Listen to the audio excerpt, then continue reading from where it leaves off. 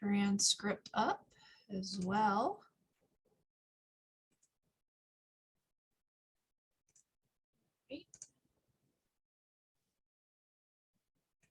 Okay, I'm ready to go. Okay, so I want to welcome everyone to Franchising 101, Small Business Ownership. We have Dana Hall with us today. Dana has been a speaker for SCORE in the past, and he is going to provide you with a lot of fantastic information if you're thinking about owning a franchise.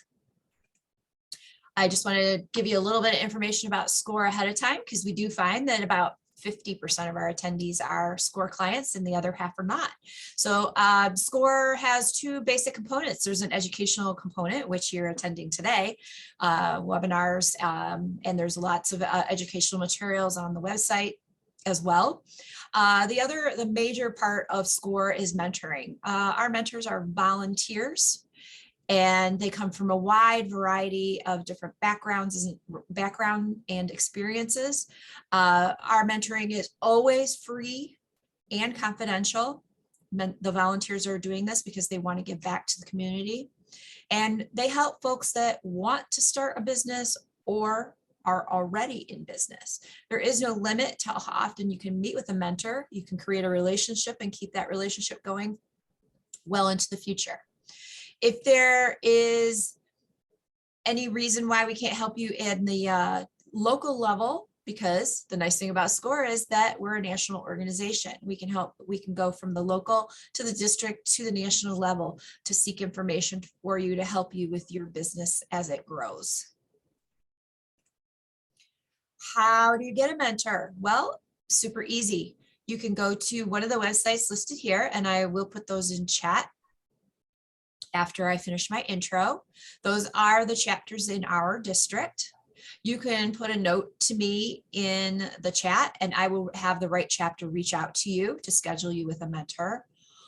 Or you can email me, and my email address is on my little video picture, outreach@scoreboston.org. And again, I'll make sure that the proper chapter reaches out to you to help you schedule with a mentor. If you already have a mentor, they love to continue that relationship. They love to hear what you're up to or how things are progressing, or just to give you feedback on what you're thinking about doing next. So, a great relationship to keep going. We are going to use the Q&A tab today. If you wouldn't mind, questions about or questions that you would like me to ask Dana for you should go in Q&A. Everything else can go into chat, but I definitely don't want to lose track of any if sometimes they can get bogged down in chat if there's a lot of chatting going on. All right, let me go ahead and stop my share, and I'm going to turn it over to our presenter. It's all yours. Thank you, Teresa. And hopefully that came through. Everybody can see that. Yep, it's great. Excellent. So thanks again, Teresa. I appreciate the opportunity to partner with you and provide some info. We're going to talk a little bit about the basics of franchising and small business ownership in general. We'll do a little comparison on some of your options. So I'm going to see if I can get this to forward. Times it doesn't cooperate. There we go. So the nickel core of just who I am, who's presenting to you today. My name is Dana Hall. I'm a franchise consultant with FranNet. I'll explain who FranNet is in a second. But I have over 20 years experience in franchising, particularly in a couple of big franchise companies, well known to most, Wendy's International, Panera Bread. I was a corporate finance strategist, forecast, analytics, profitability improvement, a whole bunch of stuff around operations, and spent some time in the marketing area as well. I'm a local guy to New England, having grown up on the North Shore. I now live in the Merrimack Valley. Undergrad and graduate school I went to in Massachusetts, so I am local to the area. That's just a little bit about me. And who is FranNet? We're almost 35 years old now, international franchise consulting firm. Most of us are in the US and Canada, about 80 folks, roughly. We have tremendous and cherished partnerships with SCORE, particularly and a small business development centers. And my plug to SCORE is always not enough, frankly. They're a hidden gem. These folks are experienced. They are a wealth of information. And for the most of the services they provide, it's free, which is unheard of, considering if you were going to get an executive business coach or somebody that's going to, help you with a certain specific business issue, it can be expensive. So it's just such an amazing organization and a tool for folks to utilize. We work with a couple of hundred of the top franchise companies to help match for folks.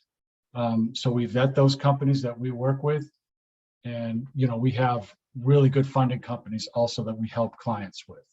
So what do we do actually? So as a consultant, we're more educators and guide than anything else. So we are looking to, if people are interested in small business ownership in a franchise model, we will guide and educate and ultimately provide the right fit, square peg, square hole. Understand your goals, understand your financial wherewithal, understand what your skills are, and then match that to an appropriate business model that's going to maximize your capabilities. We're not salespeople. We are here to assist sort of in the middle. Ultimately, if I ever work with you and you bought into a franchise and started that business, that franchise company would pay me a commission. So there is absolutely no cost to a client. So it's a good deal for everyone with no obligation. So what we'll do today, less than an hour, I believe, unless we have a lot of questions, which I encourage. We're going to talk a little bit about, why business ownership. This is from our perspective and clients we've had over the years, and some of the examples of people that have done this. It's a good way to sort of identify whether this is, something you can see yourself doing. You can identify with some of the examples that I'm going to provide. What are your options for getting into business? Specific to franchising, we'll talk about some myths, some realities. There's a couple of pretty big ones out there that we'll try to debunk and maybe demystify a little bit. And then, hey, if this is something you're considering, how do I begin to identify that option for me, particularly, and me being you? How do I create a business model that will guide me down the right path to the right concept? There are over 3,000 legally franchised companies in this country.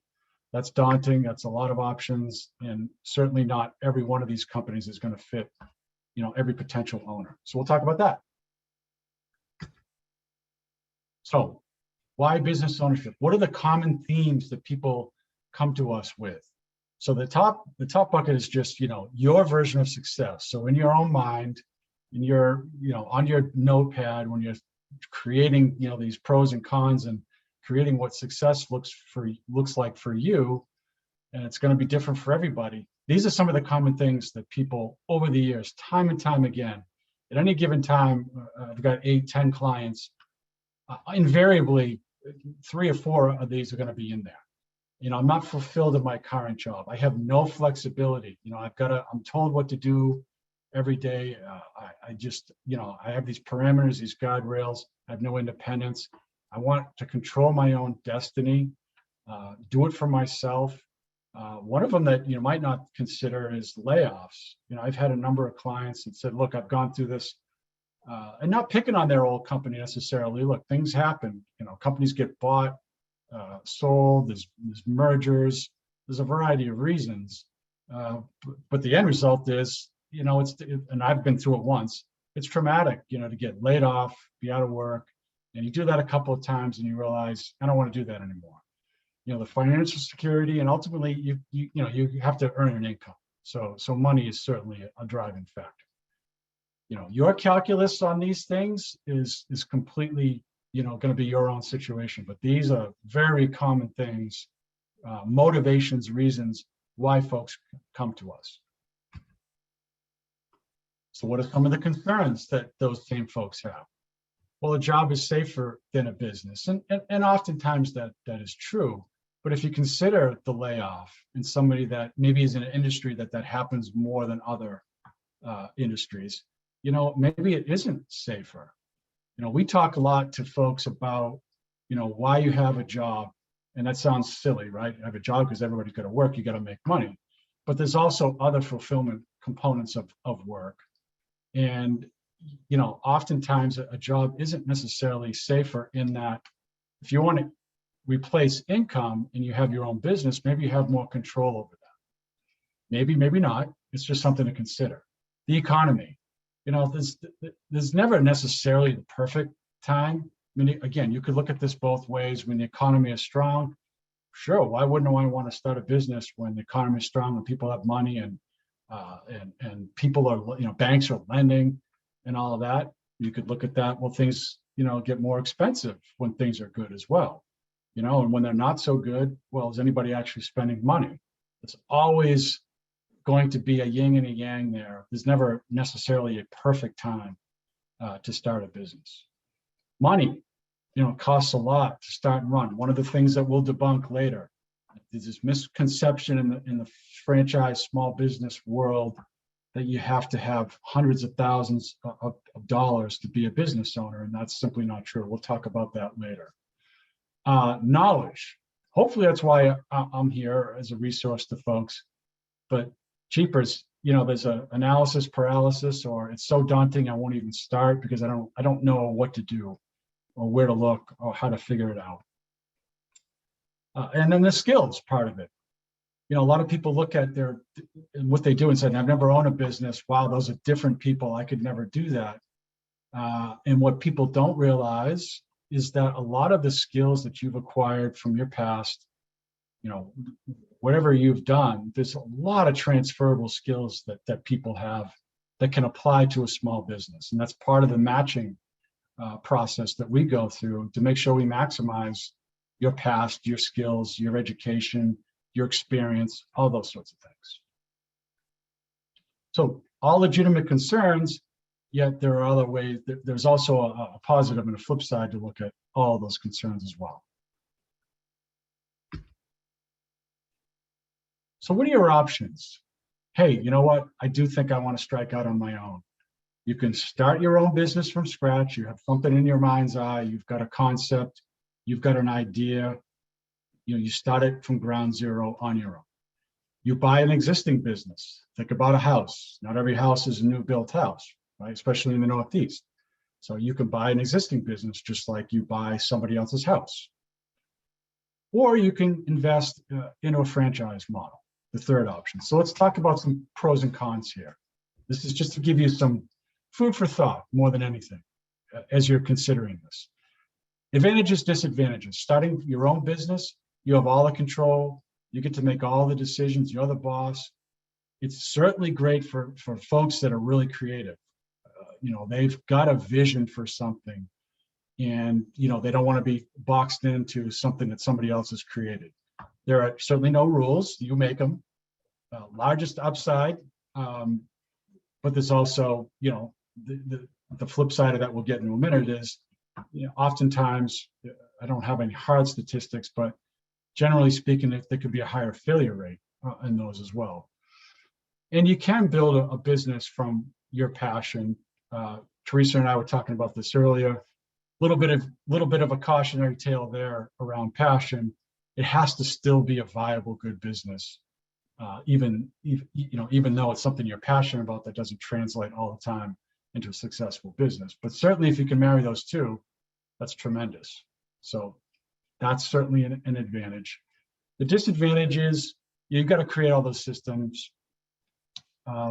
It's some of the flip side to the advantages. It's all on you. You have to make every decision. You have to wear a number of hats.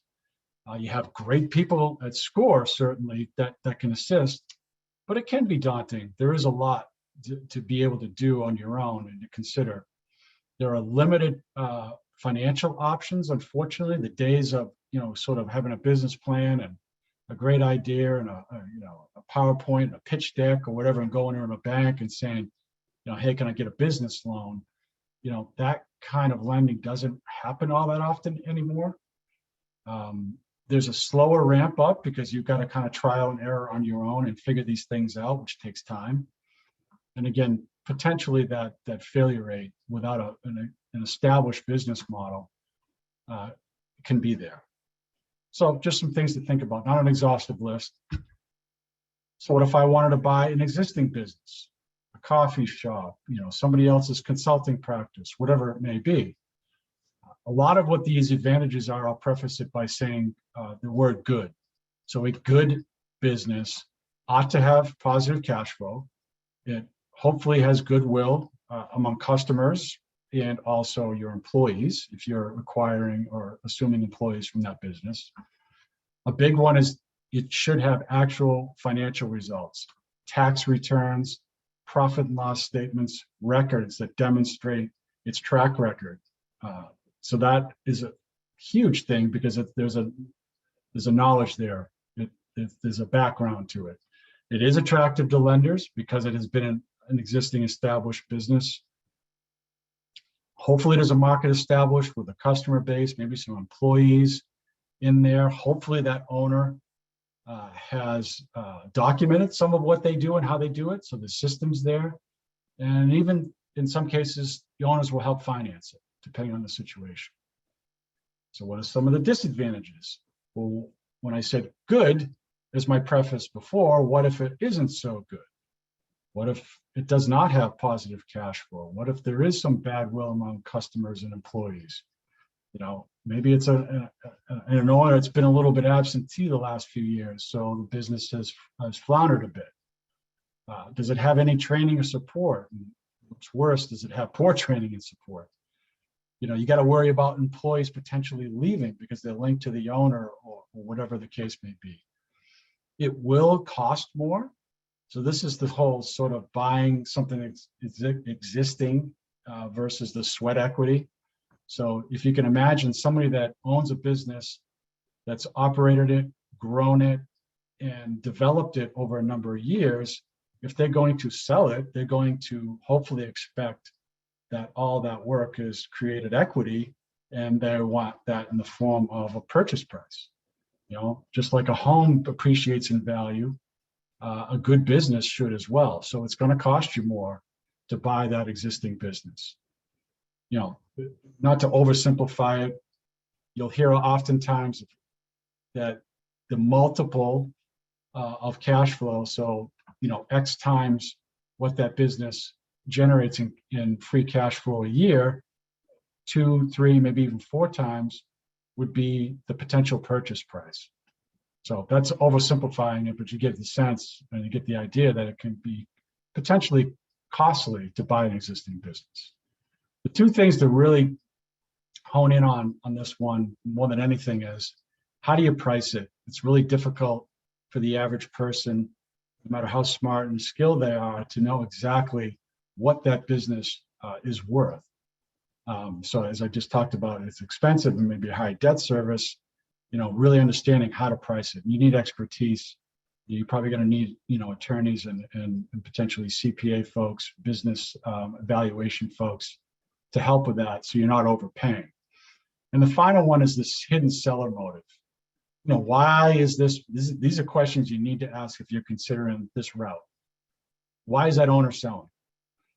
I've always said that there's 4 reasons. There's probably a few more, but these are the real 4 that, if it's not one of these, really have your antenna up. So they have a health issue as a legitimate reason. We have a lot of serial entrepreneurial types that, they grow businesses and then they sell them. So that's a legitimate reason. They're retiring, right? The cash out, like we talked about earlier, that's a legitimate reason. And then sometimes you get folks that are geographically moving, that business can't move with them. So those are all really good reasons. If it's not something in that, in that general area, I'd really have my antenna up as to why somebody wants to sell a business. Your last option is a franchise model. So again, pros and cons here. A franchise model ought to have some name recognition, not all the time, but it should have some proprietary trademarks, intellectual property, some protected business systems that they've created. So that's part of what you're buying into. It ought to have great training and support. It typically has a lower failure rate because it's got this established business model that's been proven in other locations. It's going to cost, relatively speaking, most of the time less than if you did it on your own, because again, that trial and error, making mistakes, spending money, having to figure it out, go back, spend money the right way. Great financing options in many cases because, again, to lenders, these are companies that are already known to them. You have a franchise family. So both the franchisor, the company that you're going to be quote unquote married to, they're going to, again, in a good model, provide a whole bunch of support, training, marketing, operational. You've got these folks to draw on. That's why you're investing in it, because they can help you get a head start and establish. So you have that family, but you also have other franchisees, people that are doing the same thing that you're doing, and you can draw on those folks because they're going to be your peers. And the last one is disclosure. A lot of information that you can gain publicly through a franchise business model that you can't necessarily if you're buying an existing business. And so we'll talk about that separately in a minute. Some of the disadvantages, look, there's not a franchise for everything. So there may be something you're looking to do that, there isn't a model out there for that. They have very structured operating systems. This can cut both ways. So for some folks, they like a roadmap, a blueprint, and they're happy to just, follow that. That's why people get into franchising. As I mentioned earlier, the creative folks, they may not always mesh with a franchise system because they do have these, structured operating systems. And there's a range, right? There's some that are, very rigid, and some that are actually looking for their franchisees to help mold that. So that's, again, part of the matching part. But generally speaking, they're going to have some guardrails as to how it operates, and you really can't play outside the lines. Territory restrictions, again, cuts both ways. Some people find that, a little bit stifling. I can only operate in this area, or, this many miles around a location. But on the flip side, that's protecting you as well. So whole other topic of franchising on how territory is defined and what it is and what it isn't. But it's could potentially be a disadvantage to somebody that views that as restrictive. You can only sell their products, not a big deal. And the trade-off for all the things on the left-hand side regarding support in a business model that's already built out, you are going to pay to that franchisor a royalty payment, a percentage of your gross sales to that franchisor for all that they're going to provide you as a franchise. So just some things to think about across the three different ways to enter business as a small business owner, as a solopreneur. Not exhaustive list again, but some good things to think about. So it looks like we're good on questions, I think, so far. Look at this. Sorry, my thing didn't went on mute. No, there are no questions at this moment. Okay, excellent. Never want to assume, and I'll make sure I pause if there was. Okay. So what is a franchise, actually? A couple different definitions of the word for sure. If you're into movies, something like Star Wars, you hear the term, the Star Wars franchise. Obviously, they got the movies, they got all this merchandise and, toys and all sorts of other collateral around, the actual movie, which is this massive business. For our purposes, a franchise is simply a license to use the name, trademarks, products, and the business operating system we've talked about in the last slide in exchange for an initial franchise fee. So you're going to have an initial upfront fee that varies depending on how big the franchise is and how much territory you're buying, and ongoing royalties. So that's very simply what a franchise is. I talked earlier about disclosure, and I want to talk a little bit about the advantages of that. What is being provided to you that you wouldn't get in a lot of other business models. So, I mean, there's vending concepts out there. There's multi-level marketing concepts online. Some of that is legit, some of it isn't. But what you're not going to get with anything else, including buying your own business, in a resale, like we talked earlier, is this level of disclosure. The government has created what's called a franchise disclosure document. It was legislation back in the 70s. And think of it, if you've ever bought a mutual fund or a stock or some other financial instrument like that, they provide you what's called a prospectus, right? A lot of it nobody ever reads, including me, but there is some, initial good information in there about exactly what that mutual fund contains, what companies are they buying, what are the fees, that sort of thing. So it's intended to provide information so you can make an informed choice. Same concept here. So if you are looking at XYZ franchise company seriously and you get in discussions with them, at some point they're going to do what they call disclose you. Disclose you just simply means that they're going to provide you this document, and in it will be a whole bunch of items. They call them items. They're really chapters. There's about 23 of them. I won't go through exhaustively, but just to give you a sense of the kind of information you'll get. And again, all in the effort to make you, for you to make an informed decision, time in business, what they actually do in detail, what the business experience is of the executives that run that business, how long they've been doing it, what their background is. Has that business ever filed for bankruptcy? Is there any pending litigation against the business? Good information to know. I mean, if you see, 8 pages of lawsuits against them, might not be something you want to be so interested in. So again, it's just good information. What is it going to cost me to get into this franchise? A very detailed line item delineated list of the expenses to get into that business. So if I was to work with you, I would use a term called total all-in investment, which is everything it's going to take you to get into business with this concept, including the franchise fee, any equipment, a range potentially of lease costs. And this area will always have a range because there's variables.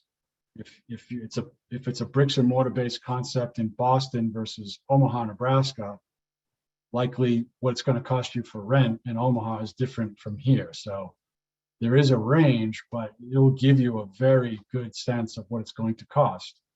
And that even includes working capital. So you get into business, you've opened your doors, you've got to be able to pay the expenses and operate that business until it's self-sufficient, until it could be cash flow neutral and then hope eventually positive.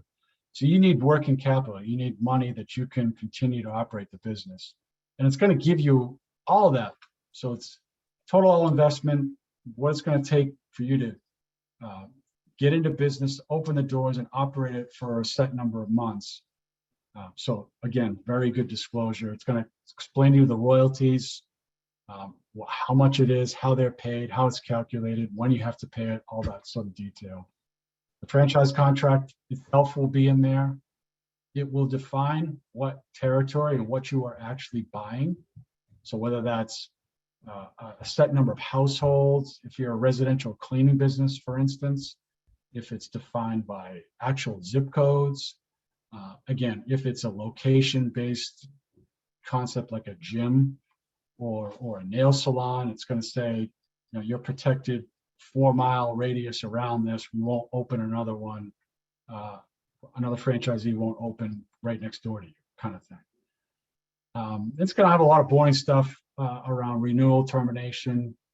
If you wanted to transfer it to somebody else, if you wanted to get out, if after 10 years you want to renew it, what are the steps to that? The biggest thing, though, is to understand, or I shouldn't say understand, is of all of this, the ability to talk to other franchisees. So at some point in that due diligence process with this company, you will have the opportunity to contact virtually anybody that's currently doing another franchisee in the system, and possibly 4, 5, 6, 10 other franchisees, and ask them what their experience is. There's a lot of detail around that process, but just think about it. You get to actually ask people that are doing what you are considering doing a whole host of questions, and you get a good sense of, hey, is this a good opportunity? Does this fit me? Is this a good decision, or is it not? So all good information and all good ability to help make a decision. So let's talk about some of those myths that are out there. And I get three out of these constantly, and they're very common. That it's all sort of fast food and retail, the things that we all see driving around town. And that's certainly a lot of it. So if you consider the retail product part of it, that's where most of what we know about franchising is, your Domino's, McDonald's, Subway, and so forth. But the reality is there are legally over 3,000 companies that are in a franchise model. They cross 90 some odd industries, and this slide's a little dated. There's probably over 1 million operating units now. So when I say operating units, so consider McDonald's one of the biggest, right? They have 13,000 some odd locations. That's what I mean by operating units. If you're a residential cleaning company and you own 2 territories, which might be 8 zip codes, that would be 2 units. So there's business to business concepts. There's concepts in automotive care, your Makos and your Meinekes. There's commercial and residential services, personal services, again, a nail salon or a spa or a beauty concept, just a whole host of choice.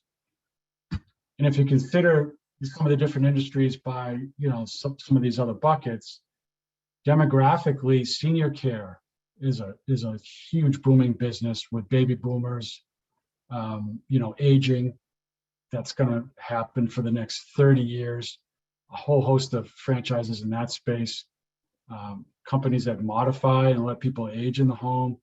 A variety of different kinds of cleaning services. If you think about, what you consider blocking and tackling of every day, everybody needs their hair cut, everybody needs their car fixed. God forbid you have a fire or a water leak in your house, that needs to be fixed.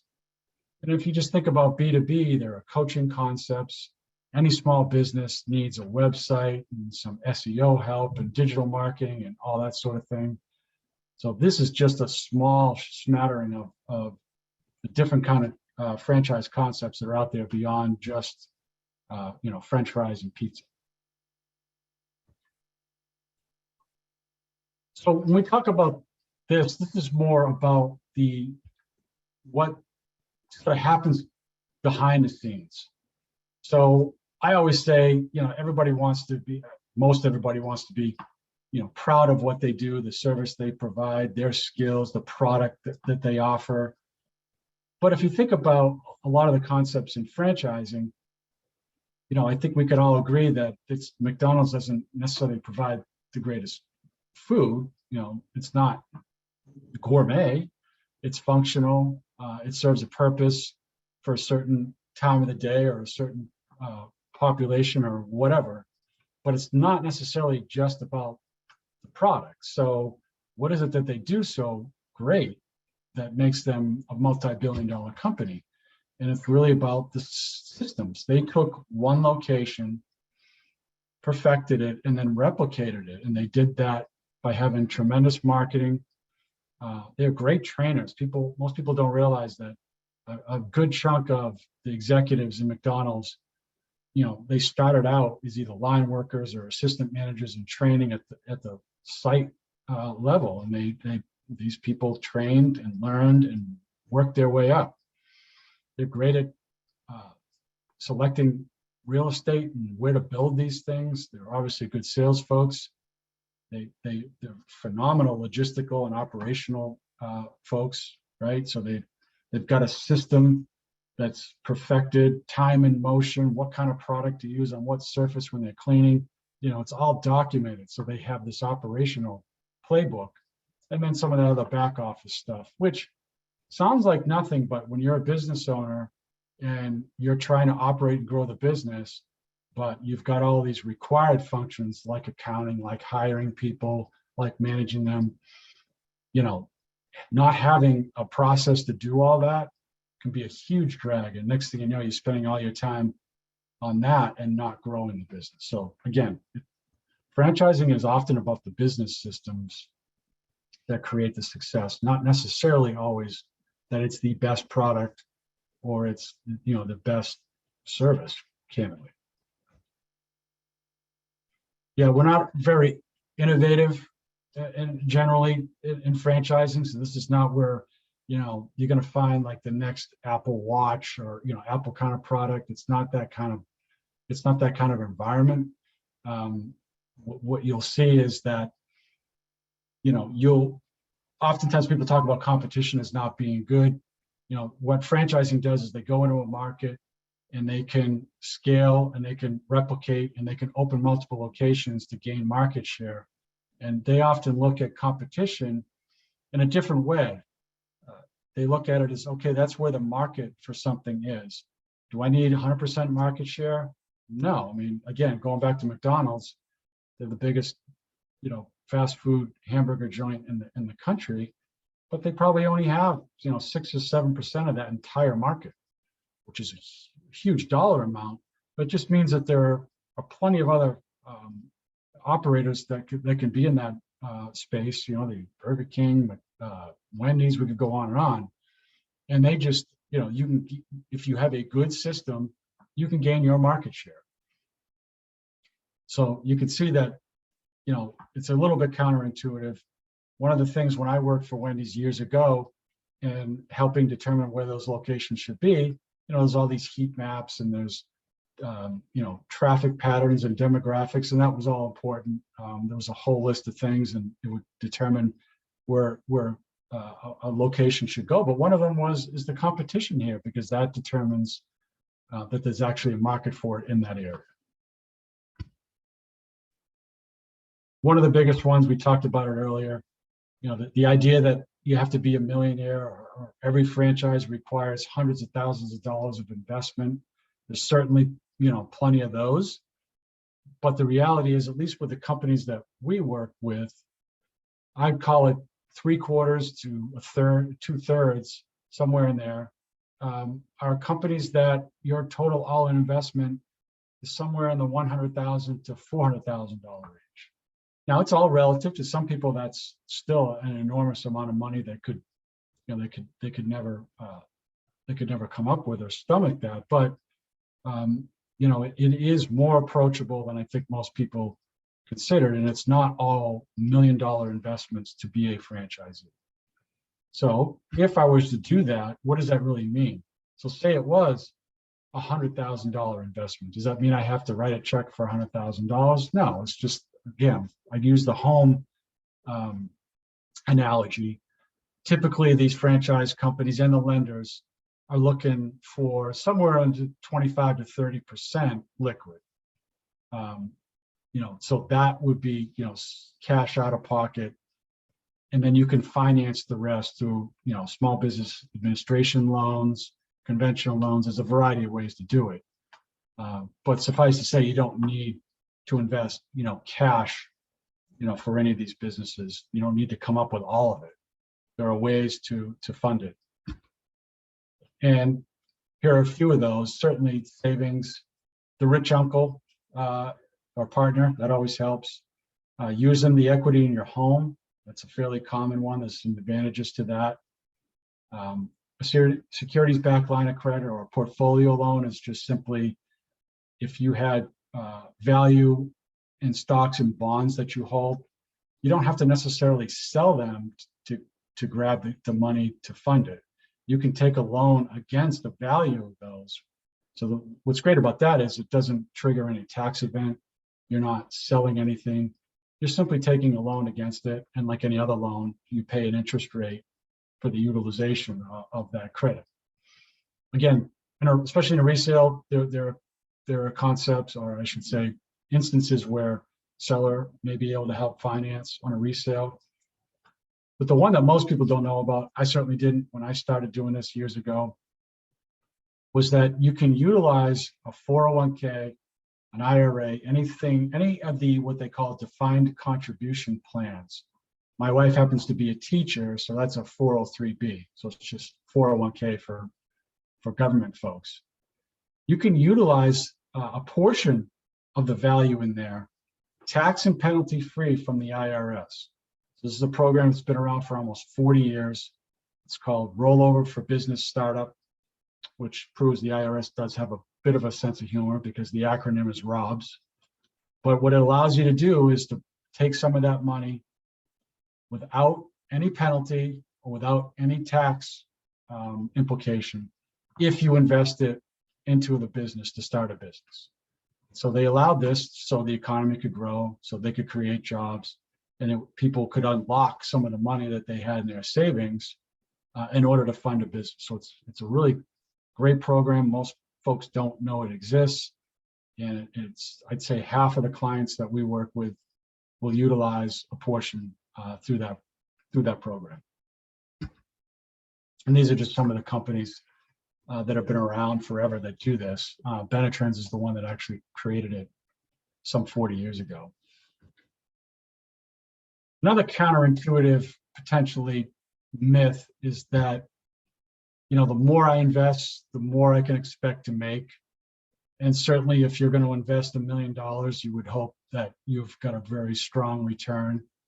But I like to use the example on the other end of that, that if you're going to invest $120,000 into a residential cleaning company, which is kind of on the low end of the investment, you know, that I can't create and generate a very large business with a great return. And that's not true. That's a very scalable business. The investment is low because there's not a building, there's not a lot of expensive equipment. It's a service. And if you buy a territory that's got, just call it $200,000 homes, and I'm just throwing numbers out hypothetically, and it takes 150 of those homes that you're cleaning to break even. If you get to 500 homes, you're making a really good living, but it didn't cost you anything. So it's a very scalable business, all from an initial investment that was, you know, fairly reasonable. So there really isn't a perfect correlation between, you know, if I invest this much, I should expect to get a certain amount. And lastly, and probably my favorite one is, almost every person believes this, is that I have to have specific experience personally as the potential owner in that business. So for instance, Great Clips, this 4,000 Great Clips was just kind of the no frills men's haircut. Well, I don't know how to cut hair. Great. You're not going to be cutting hair as the owner. Or if I own, a Meineke car care center. Well, I've never even checked the oil.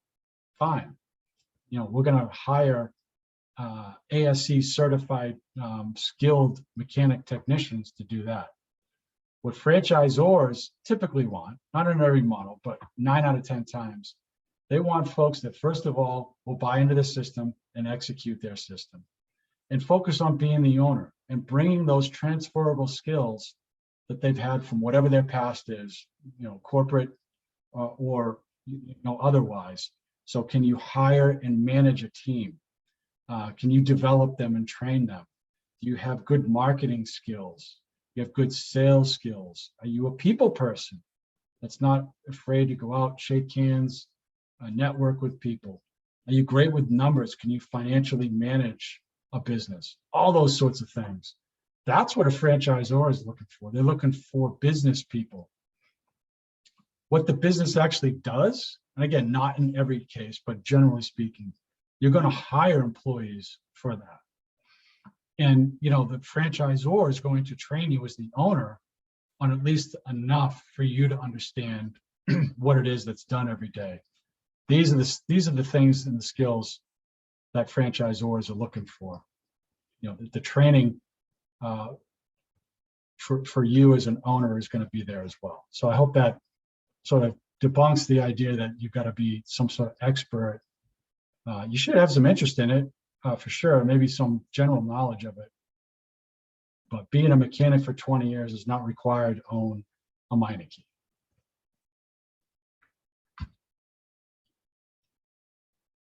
Is there a question there? Yeah, there is a question. What is the right team you should have in place when looking at a franchise, such as lawyer, accountant, others? And then there's a part two, which is in FDDs, I've looked at the disclosures around financial expectation in terms of returns have been largely empty. What is the best way to evaluate the type of return you should expect with a particular franchise? Yeah, so to the first part of the question, the first money most of my clients ever spend would be pretty far down the road. So what I mean by that is, if you're working on, okay, I've narrowed it down to these couple of companies. I've had several calls with them. I've learned about the business model. I've learned how they market. I've learned what skills they're looking for. I've started to talk to owners. I'm liking what I'm hearing from them. You're going through all these steps, and then it comes time to say, okay, I think this is something that I really want to do. I want to sign the contract. That's at that point, before you sign anything, I always highly recommend and refer folks to a franchise attorney, specifically a franchise attorney that can review the actual franchise contract and ensure that that person knows exactly what they're getting into.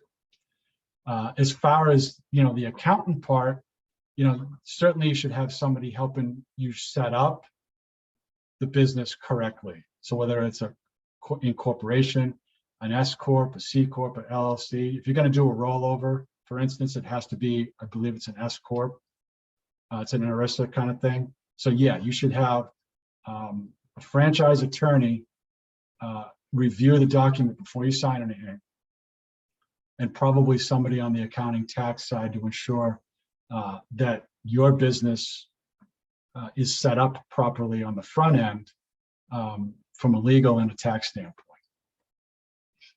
So that's really, again, it doesn't cost you anything until you get to the point where you're really serious. Then that's what the point you would need to spend some money. So the second part, you're right. What's one of those items I mentioned is called the item 19. That's where a company can disclose earnings claims. So this is an interesting one. It's the only item in that entire document that the federal government in their legislation did not require the franchisor to divulge. Weird, right? So they can choose. There's a couple of very good companies that just choose not to do it at all. They don't have an earnings claim at all. It's completely empty. Then there are some that will give you the P&Ls for all 200 of their franchisees.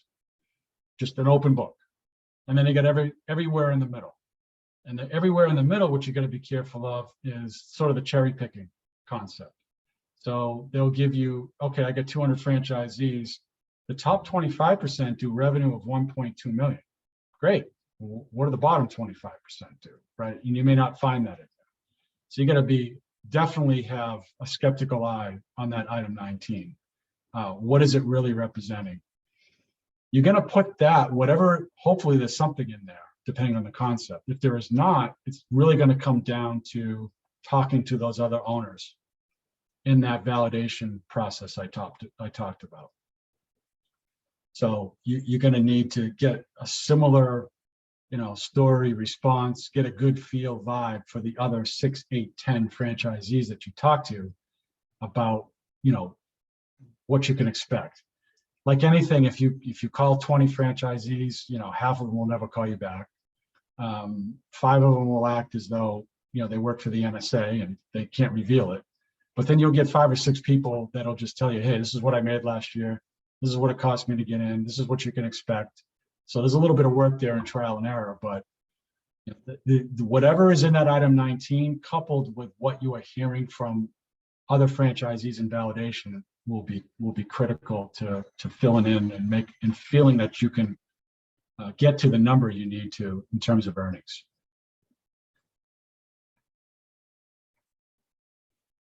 So what would this look like day to day for me as a potential franchisee? And there's really two main buckets. But one is an owner operator, which just simply means this is going to be your sort of full-time job. So this is not going to be sort of a gig type economy where you're doing 2 or 3 different things part-time. This is your full-time job. Now that doesn't mean you're, in the location at at the front desk meeting customers off the street, or working the line in a restaurant.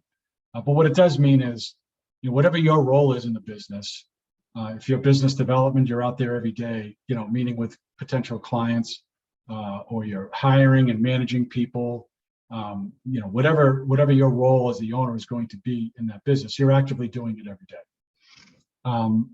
And so this is typically for people that, like I said earlier, either laid off, semi-retired. They're looking for, I've had people just say, I'm quitting my job, I'm sick of it, I'm going to own my own business. So that's pretty obvious. That's one way to do this, to be a franchisee. The other way, potentially, is for those folks that maybe have a full-time job, or maybe it's another part-time job, or they have a flexible schedule, is this concept of semi-absentee. So it's not passive by any means, but all it means is that I'm going to have a business that requires, call it 20 hours a week. It's going to vary dramatically, but they can put together this sort of portfolio, and they're allowed to manage a manager, for instance. So somebody else is going to be doing the day-to-day, and you have your role in it, and you're not there 50, 60 hours a week, because that's the way the business model is set up. So you see a lot of people that are, maybe they're an existing business owner, that they're doing it full-time, but they've got enough time that they want to diversify what they're doing and add another income stream, so they want to add a business. Sometimes it's somebody that says, look, I can spend some time, but this is really going to be for my adult children. So there's a variety of profiles of people that would do that. So semi-absentee is just simply, you're not going to be spending all of your time in that particular business. And frankly, there are some in between. There are some concepts where, somebody was semi-absentee to start, and then said, look, I'm going to run into this full time now because I'm building it and I want to dedicate. So it can morph both ways, but you get the point. There's the owner operator, or something you're doing on the side. But in either case, franchising is really about being in business for yourself. You're still the owner, you're still the entrepreneur. It's just, you're not doing it alone. You have other franchisees that are your peers, and you have the franchisor who is providing you the business model and the ongoing support. So, okay, I'm thinking about it. What do I do next? First and foremost, always, every time, I tell people, or I advise, I should say, people to separate the function of the business. What does the business actually do, from what you as the owner plan to do in the business? My example here is I worked for Panera Bread for a number of years. They're bakers, right? At heart, they have soups and they've expanded their menu, but the core of where that business started was baking. Bagels, sweets, ciabatta, rolls, and all sorts of really cool, French bread, all that sort of baguettes. Those people love to bake. So if you want to be a baker, it may not be the best thing to own a bakery if you're not going to be the person getting to do the baking, because that's what they love to do. If you're doing payroll, if you're hiring people, manage people, making the order, all of this other stuff, suddenly, what you got into the business for is not what you're doing every day. So just be real clear on what the business does and what you as the owner will do in it. Now, if knowing that going in, if you can hire people all around you that are going to do all these other functions, and you're just going to be the baker, and you just happen to be the owner, that's great. But you really need to know that going in. So that's the first thing. separate thing is we talked about this way back at the beginning, success. What is success for you? And so part of that is a self-evaluation, get out a pad of paper and say, what are the things that are important to me for this business? What am I looking for this business to solve for? So is it just a challenge? Is it just straight up income replacement? I need to make a salary or income. It's not, believe it or not, that's not the primary thing for some people. I've had folks that are semi-retired that just said, yeah, I don't want to lose money, but I want to be able to give back to my community. I've never been involved in my community before. That's really important to me. Maybe it's, hey, look, I'll give up some of a salary that I was making in a corporate job for being able to have time with my family and to pursue my interests and have a more flexible schedule and to have more control. So, really be clear and list what are the things that are important to you that this business needs to solve for that's not happening for you right now. And then I would say, okay, I've defined that. Now, what are the things that I am personally good at? If it's a business that's going to require you to cold call and be out and selling and be business development, and you've never done that before, and or you hate doing that, that's not the right business for you, right? So you've got to be, I've always said, you've got to be proficient in something, but also like it. So, what is your jam? Like, what's your wheelhouse? Is it servicing customers, making sure they're happy? And I'm really good at talking to people and satisfying them as a client. Now, maybe I'm really good at hiring and developing and training people or financially managing things. Maybe I'm really good at line management. Yeah, I want to be that person in the restaurant running things, because that's what I'm really good at. Or is it more of a business development, sales, marketing expertise? You identify those things, and then what you can do is you can find a business. Most businesses require all of this, but some of them require more of one of these areas than another. And you can say, okay, I want to be in that area, and I know I need to hire these other parts around it. And then the final part is just, okay, the business itself, what are just some of the day-to-day, what does it look like? Do I want a business that has, because I'm used to it and I'm good at it, 40 people I'm managing, or only 4? I only want a few core employees. I don't want a big team. What can I afford? Certainly. What kind of business environment is it? Do I want it to be, shirt and tie, white collar, consulting, or do I want it to be, handyman, at people's houses with, jeans and work boots?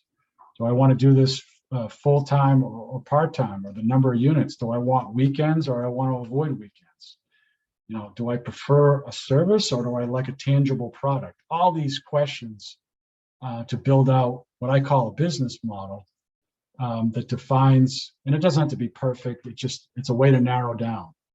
And what types of customers is another one. So there's a whole host of questions. So, you couple, what am I doing in the business with what are my skills and what am I good at and what do I want to do with what does the business itself look like every day, and what's my day in the life going to be? Am I traveling to this, or is it out of my home?